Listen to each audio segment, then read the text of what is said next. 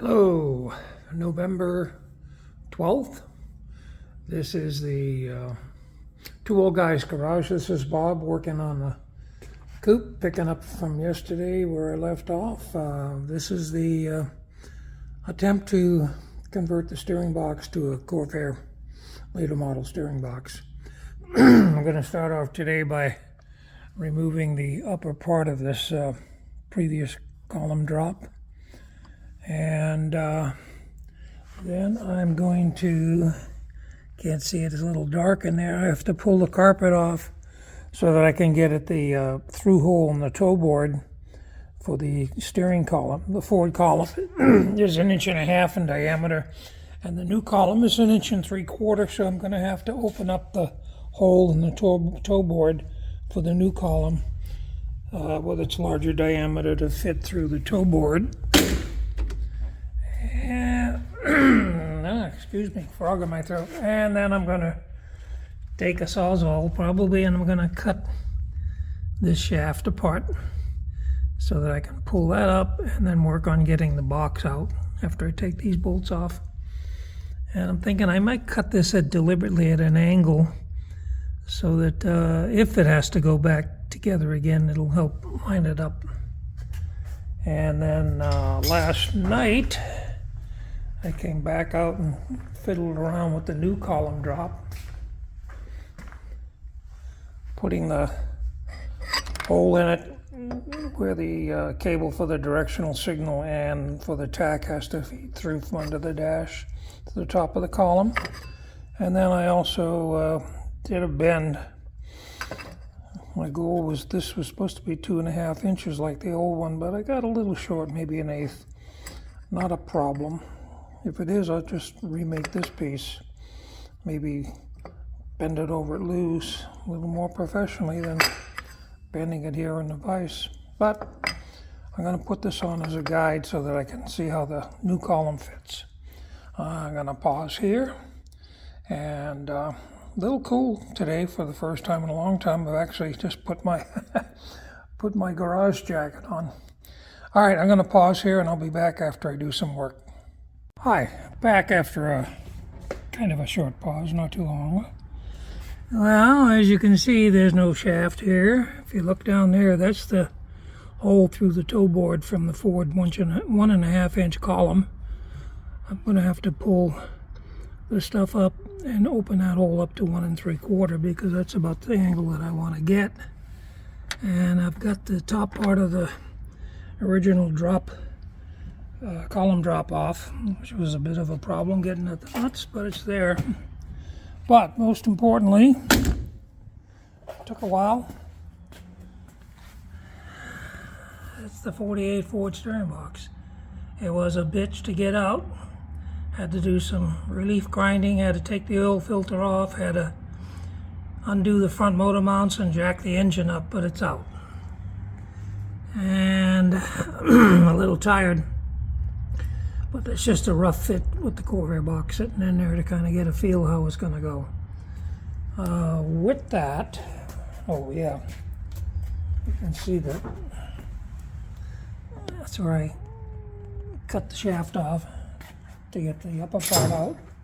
I would have never got it out without having done that, for sure. That's interesting. Here's the shaft that came out. What's interesting is that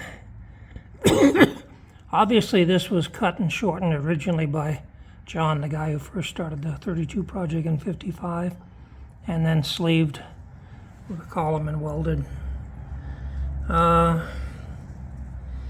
That's about that. Oh yeah, I got looking at the new column drop, this thing here. That's about where the hole's got to go. I realized that it doesn't really take a 90 degree. It takes less than 90. If you look at this, if I match that angle up, you can see that it's probably about 75, 80 degrees. No problem, I'll just have to straighten this bend out. I'll probably do that after I put the holes in and maybe bolt it together and bend it to fit while it's on the dash. Don't know. Worst case, I can remake this piece, make a new piece. Okay, that's it for today.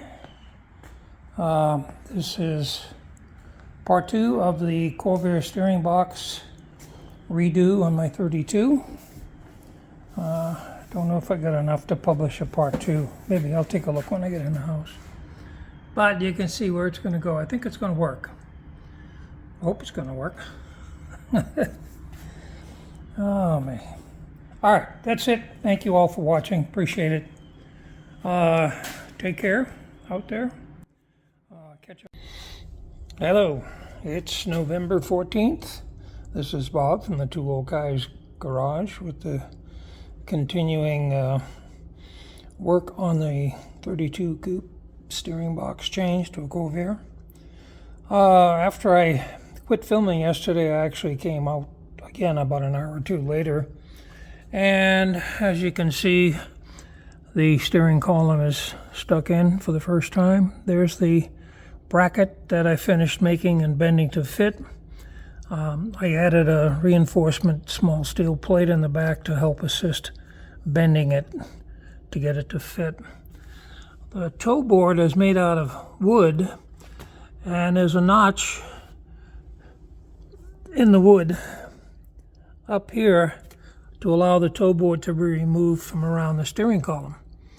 Now, to fill up the holes for the clutch and brake pedal thing and the steering column, there's metal plates that are put down into the wood to close up the gaps. With in some cases, there's a rubber to help the sealing of airflow.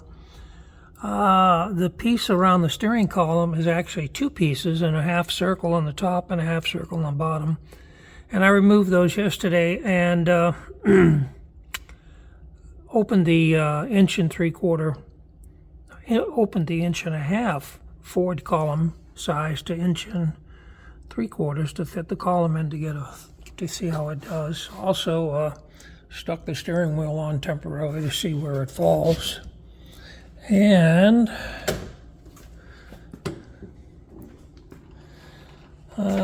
there's the bottom of the existing shaft. And what I'm going to do is, when the steering box is located in the position, then I'll figure out where this end goes. It's possible it may go outside, but where it's sitting it might go inside, in which case I'd have to put a bracket on the inside here as opposed to the outside here. We'll see. And don't know, with a bit of luck, this is just a straight 5/8 36 blind to a 3/4 inch double D. It's possible I might be able to use a double U-joint with the 36 blind and a double D. We'll see. That also might mean that this could be adjusted up or down to make that piece fit. So, a little bit of correction to a long-term conception that the Ford steering column was a 1940 Ford. It's not. It's probably because it was short.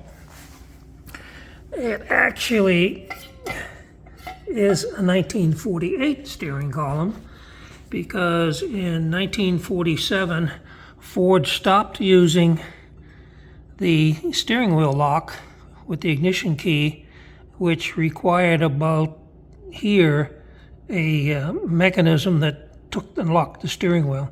There is none here. There is no matching hole here. So that makes this and this a 1948 Ford, not a 40 Ford.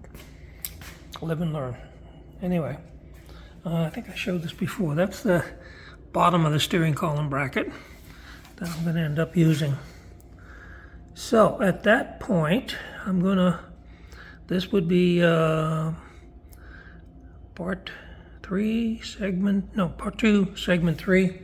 I'm going to pause and I'm going to start looking to see how the plates and adapters are going to fit inside the frame for the new steering box. So, be back after a while. Hi, back again, same day. Okay, been pretty successful. If you look down here, I checked my dimensions again for probably the umpteenth time, and then I drilled a hole where I thought it should go on the side of the frame rail. And as you can see, the box is sitting in there temporarily, and it's wedged with this piece, which is a 1/4 inch, which is what I eventually want to be spaced between here. The box does sit okay, and it does clear the header. Would have liked to have been a little bit more, but I'm back already as far as I want to go. These and these, that's a tough angle, so this is going to have to be moved back, lessen the angle, and probably a double joint. We'll see. Anyway, this is pretty good. If you look in here, this is the base plate on the steering box, and this is by this wedge being held tight against the inside of the frame rail. What has to happen is this piece is going to go inside the frame rail and be welded at the weird angle to that. So what has to happen now is that obviously this piece has to be cut back at least another 1/4 inch, and maybe a little bit more, maybe 5/16 of an inch, so that this guy, which originally, excuse me, when I measured it, I was going to install this way, but then I decided to flip it around so that the 2 old bolts on this side line up with this, and of course this goes to the center where it is now. So the next step, which I think I'm going to try probably tomorrow, is to remove the steering box. It's only just placed in there. Bolt this guy in tight, and then take a measurement of how far away this piece is from the frame. Right now it's flush against the frame, but as this is moved out and the plate's in there, then this will gap out, and I'll measure that gap, and I'll know exactly how much to cut off this edge, or have Lou cut it off.